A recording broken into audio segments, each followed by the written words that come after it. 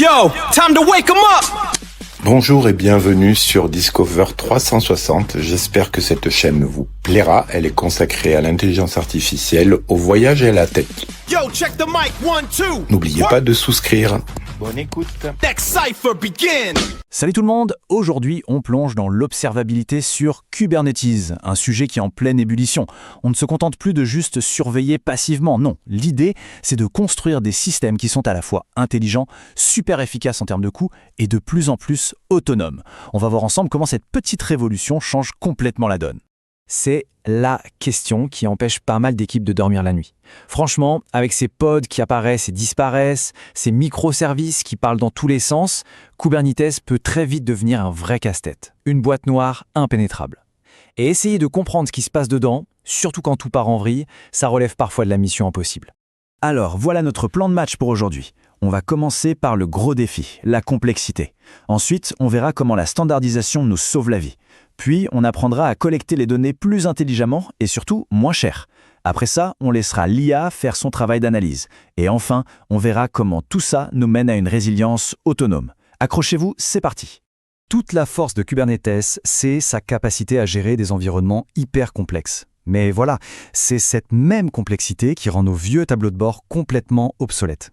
Regardez juste un graphique de CPU pour comprendre ce qui se passe dans un cluster, c'est un peu comme essayer de piloter un avion de chasse avec le volant d'une Twingo. Ça ne marche pas.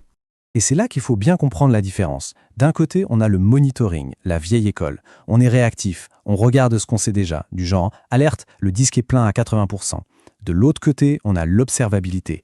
Là, on devient proactif. On part à la chasse aux inconnus, ces problèmes bizarres qu'on n'aurait jamais pu anticiper.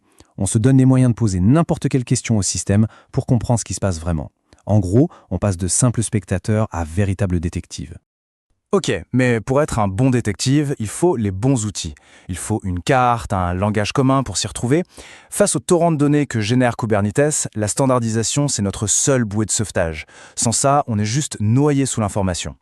On entend souvent parler des 3 piliers classiques, les métriques, les logs et les traces, c'est la base. Mais dans le monde de Kubernetes, il y a un 4e pilier qui est tout aussi, sinon plus crucial. Ce sont les événements Kubernetes eux-mêmes. Un pod qui se fait tuer parce qu'il n'a plus de mémoire, le fameux who-am-killed, ou un déploiement qui échoue, ça, ce sont des pépites d'informations que les 3 autres piliers seuls ne peuvent pas nous donner aussi clairement. Et le standard qui permet de mettre tout ça en musique, c'est OpenTelemetry, ou OTel pour les intimes.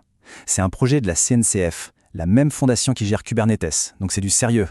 Le concept est juste génial. On instrumente son code une seule et unique fois, et après on peut envoyer ses données de télémétrie vers n'importe quel outil du marché. Fini le temps où on était prisonnier d'un seul fournisseur, c'est la liberté tout simplement. Et attention, ce n'est pas un petit projet de niche. Une enquête de la CNCF a montré que 78% des organisations l'utilisent déjà en production. C'est énorme, c'est un véritable raz-de-marée. Le message est on ne peut plus clair. Hostel, ce n'est plus le futur, c'est le présent. Ne pas l'adopter aujourd'hui, c'est un peu comme s'entêter à utiliser une carte routière en papier à l'heure de Waze. Bon, avoir des données standardisées, c'est une super première étape. Mais comment on les collecte sans voir sa facture cloud exploser? La solution, c'est ce qu'on appelle l'observabilité frugale. L'idée, c'est de collecter mieux et surtout de collecter moins, mais plus intelligemment. Et pour ça, il y a une technologie qui change la vie. eBPF. C'est un peu magique, sincèrement. eBPF nous permet de nous brancher directement sur le cœur du système, le noyau Linux, pour observer tout ce qui s'y passe, les appels réseau, les accès aux fichiers, etc. Et le plus fou, on fait ça sans toucher à une seule ligne du code de nos applications. C'est une visibilité ultra profonde, avec un impact sur les performances quasi nul. La différence, elle est juste radicale. À gauche, l'ancienne méthode. On doit bidouiller chaque application, y ajouter des agences, c'est lourd, c'est coûteux, et on n'est jamais sûr d'avoir tout couvert. À droite, l'approche eBPF. Un seul agent léger par machine, et hop, on a un microscope qui observe absolument tout de manière universelle. C'est simple, c'est complet, et ça ne demande aucune modification de code. Donc le mot d'ordre, c'est la frugalité. On arrête la collecte à l'aveugle où on stocke des téraoctets de données en espérant y trouver quelque chose. On devient stratégique. Et pour y arriver, il faut absolument maîtriser 2 concepts qui ont un impact direct sur les coûts, la cardinalité et la granularité. Le premier monstre à dompter, c'est la cardinalité. Imaginez que chaque label sur une métrique, comme l'ID d'un pod ou l'ID d'un utilisateur, crée une série temporelle unique. Si vous avez des millions d'utilisateurs, vous créez des millions de séries. Résultat, votre facture de stockage s'envole et vos dashboards mettent 3 plombes à charger. La clé, c'est de n'utiliser que des labels qui ont un sens pour regrouper et analyser les données, pas pour les individualiser à l'extrême. Le deuxième concept, c'est la granularité. En gros, c'est le niveau de détail de vos données. Est-ce qu'on collecte les métriques toutes les 5 secondes ou toutes les 5 minutes? Est-ce qu'on garde 100% des traces de toutes les requêtes? C'est un équilibre subtil. Trop de détails, ça coûte une fortune. Pas assez, et on risque de passer à côté du problème. La bonne pratique, c'est d'être adaptatif. Par exemple, on ne garde les traces complètes que pour les requêtes qui génèrent une erreur. Parfait. Maintenant, on a des données de qualité, standardisées et collectées de manière frugale. Mais le plus dur reste à faire, leur donner un sens. Un cerveau humain ne peut tout simplement pas analyser des milliards de signaux en temps réel. C'est là que l'IA, et plus précisément l'IOPS, entre en jeu. Le processus IOPS, en fait, il est assez logique. On peut le découper en 4 grandes étapes. Étape 1, on collecte les données. C'est notre couche d'observabilité. Étape 2, la couche d'intelligence analyse tout ça pour trouver des schémas, des anomalies. Étape 3, la couche de décision évalue ce qu'il faut faire. Et enfin, étape 4, la couche d'exécution passe à l'action de manière automatisée. Et là, les bénéfices sont juste incroyables. Au lieu de se battre avec des seuils d'alerte statiques qui sont toujours soit trop haut, soit trop bas, l'IA apprend le comportement normal du système et nous alerte quand ça dévie.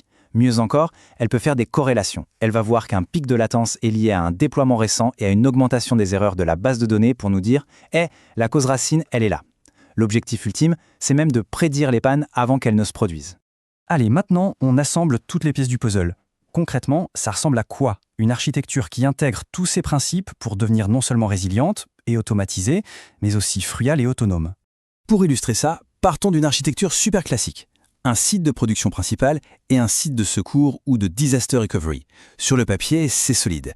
Mais dans la vraie vie, le basculement est souvent manuel, il est déclenché trop tard, au milieu de la nuit, dans le stress, c'est une source d'erreur monumentale. Comment est-ce qu'on peut rendre ça plus intelligent? Et voilà, c'est ici que tout prend son sens. Le basculement n'est plus déclenché par un ingénieur réveillé en panique à 3 heures du matin. Non, il est initié par l'IA qui détecte une dégradation anormale des performances. Au même moment, le système passe en mode diagnostic et augmente la granularité des traces pour comprendre l'incident. Pendant ce temps, l'IA a déjà prédit l'impact et a préchauffé le site de secours pour qu'il soit prêt à prendre le relais instantanément. Le système ne subit plus la panne, il l'anticipe et y réagit. C'est ça la résilience autonome. On termine là-dessus. La combinaison d'OpenTelemetry, d'eBPF et de l'IA, ce n'est pas juste une nouvelle façon de déboguer. C'est la promesse de systèmes qui se soignent tout seuls, qui s'optimisent en permanence et qui absorbent les pannes en silence sans que personne ne s'en rende compte. Bienvenue dans le futur de l'infrastructure cloud native.